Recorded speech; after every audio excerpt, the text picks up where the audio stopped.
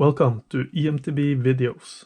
We have previously ridden the Merida E160 with a thermometer to monitor the temperature of the battery compartment. We found the battery compartment was consistently about 6 degrees warmer than outside temperature. So we set out to collect more data. We rode the Merida in ambient temperatures of around minus 7.5 degrees Celsius. And we had installed a neoprene frame cover. And the difference was huge. It was consistently 12 degrees Celsius warmer inside the compartment compared to the outside. Sure, it wasn't as cold outside this day as on the previous ride, but the difference was so big it definitely seems the frame cover is working. When riding with the battery cover, we rode about 200 meters more before losing the first bar on the display, 5.2 kilometers. On the previous ride, we lost the next battery bar just on top of a long ride. This time we made it all the way to the top and rode about 2 more kilometers. We ended up at about 11 kilometers before losing the second bar. But it's not really easy to compare these results because after reaching the top it was a lot of downhill and a lot of flat sections, so we didn't really spend much energy on those 2 final kilometers. And considering outside temperature was a few degrees warmer, we can't really say we got a lot more range out of the bike using the battery cover. We also rode the Trek Rail, an aluminium frame bike with an internal battery. We used a different thermometer on this bike. It was constantly showing about 1.5 degrees Celsius higher values than our other thermometer, but that doesn't matter. What matters is the temperature difference. Actual outside temperature was about minus 7.5 degrees, and it was about 3.5 degrees Celsius warmer in the battery compartment. After a while, we mounted a frame cover on the Trek Rail to see what happened. After riding a little over 10 minutes, mostly downhill, the battery compartment had heated up and reached almost 2 degrees Celsius plus. Battery compartment was about 7.5 degrees Celsius warmer than ambient temperature. There is no doubt, the frame cover works. The battery seems to be emitting some heat, and the frame cover is trapping some of it. The motor is emitting some heat too, and who knows, perhaps some of that heat is traveling up the down tube and help heating up the battery compartment. We also had a chance to ride an external battery e-bike with the Shimano E7000 motor and the 500 watt-hours battery.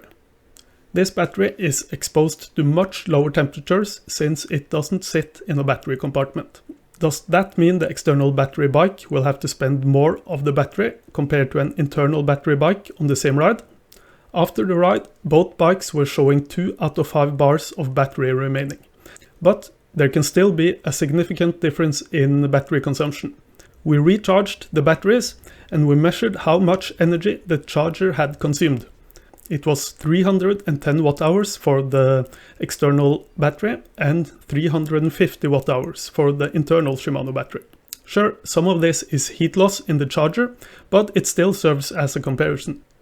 So the power consumption was lower on the E7000 bike with an external battery. And that makes sense, because the E7000 is a less powerful motor compared to the EP8 on the Merida with internal battery.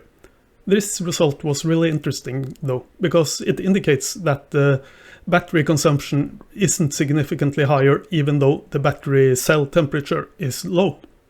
We know the internal resistance of a lithium-ion battery increases at low cell temperatures.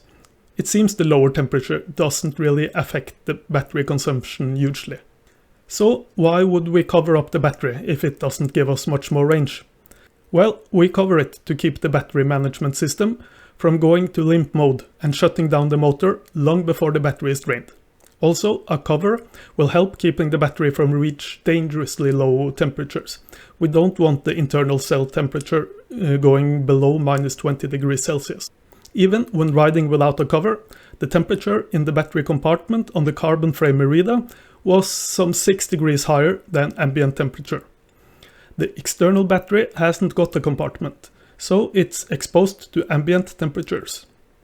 The internal battery on the Alloy Trek was at 3.5 degrees over ambient temperature.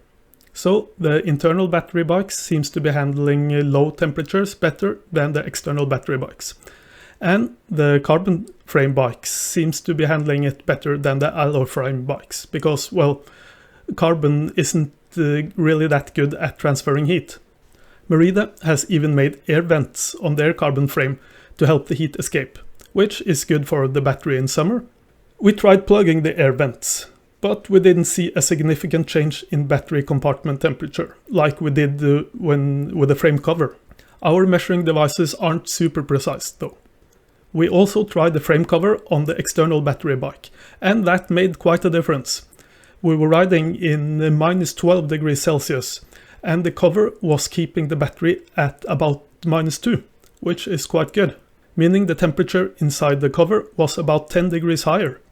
So it seems an internal battery carbon bike with a frame cover is the best choice when riding in low temperatures. Runner-up would be the internal battery bike with an aluminium frame. And even the external battery bikes will work, but we definitely recommend using a battery cover. That's it. Appreciate any likes and subscribes. Thanks for watching.